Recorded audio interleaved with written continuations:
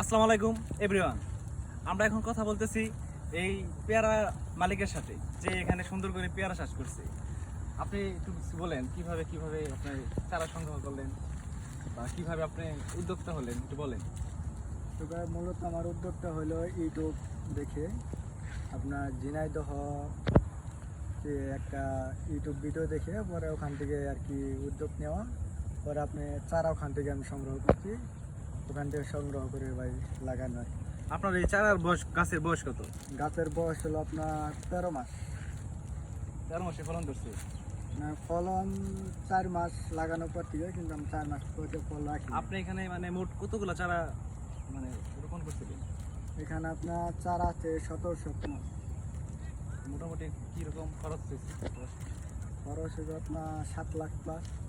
এখন পর্যন্ত পেয়ারা বিক্রি করে কত হয়েছে আসছে? না, পেয়ারা আপনার কেবল শুরু তো 2 মাস যাবত উঠাইতেছি, অল্প অল্প নিচ্ছে। এখন পর্যন্ত আপনার 50। আচ্ছা, কীরকম প্রফিট হতে পারে, লাভ হতে পারে আপনার মনে হয়?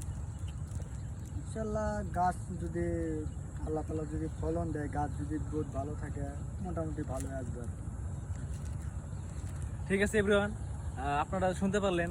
আপনারা যদি কেউ এরকম উদ্যোগ নিতে চান তাহলে আমাদের ভাই আছে, ভাইয়ের নাম্বার কমেন্ট বক্সে দিয়ে রাখবো, যোগাযোগ করতে পারে। ধন্যবাদ।